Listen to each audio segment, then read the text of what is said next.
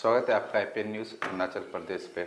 और मैं आपको बता दूं, कुछ दिन पहले यहाँ पे एक घटने की खबर आई थी, जहाँ पे मोलेस्टेशन यानी कि एक महिला के साथ छेड़छाड़ी जो किए थे, उसके एक केस पुलिस स्टेशन पे आए हैं। तो उस केस के सिलसिला पे हम आज हमारे बीच DSP सर मौजूद है, तो इससे हम जानने की कोशिश करेंगे किस मामले पे केस रजिस्टर हुआ था और कब और कौन सा सेक्शन में रजिस्टर हुआ, किसके नाम पे रजिस्टर हुआ। तो इस पे हम बात करेंगे सर से। ये इंसिडेंट जो 29 अक्टूबर को हुआ है, उसके बाद कॉम्प्लेन जो 4 नवंबर को आया है। इसमें कॉम्प्लेनेंट है श्रीमती रिक्टर बुई, जो कि वाइफ ऑफ श्री केंगा बुई है। वो उसका एड्रेस है गौरी कॉम्प्लेक्स। तो उन्होंने एक कॉम्प्लेन दिया है बासार PS में, जिसमें उन्होंने बताया कि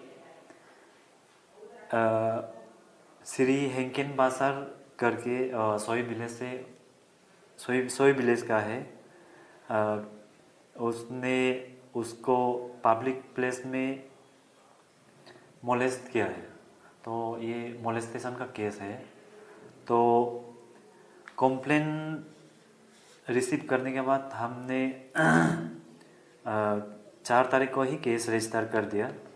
केस नंबर है 29/24 अंडर सेक्शन 74/75 BNS, जो नया कानून है।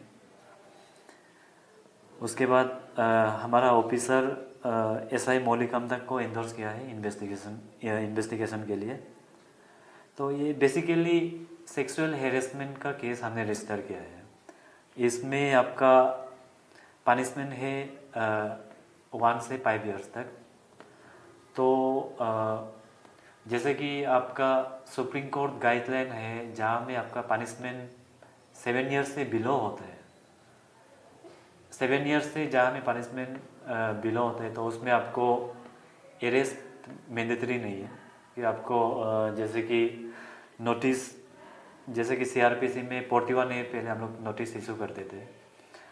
अभी हमने 35/3 में BNS, ये जो नया कानून है BNSS, उसमें नोटिस सर्व किया है। तो उन्होंने जो एक्यूज है वो नोटिस को कॉम्प्लाई करके थाना आके अपना स्टेटमेंट दर्ज किया है। तो इसमें जैसे कि मैं बता दूं कि अरेस्ट इज नॉट मैंडेटरी।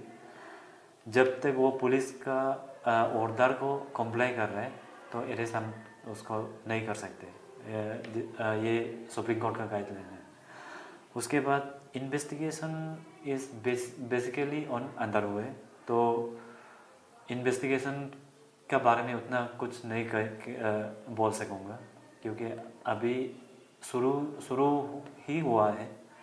तो बाद में जैसे कि कुछ केस में प्रोग्रेस होगा, तो हम टाइम टू टाइम आपको अपडेट करते रहेंगे।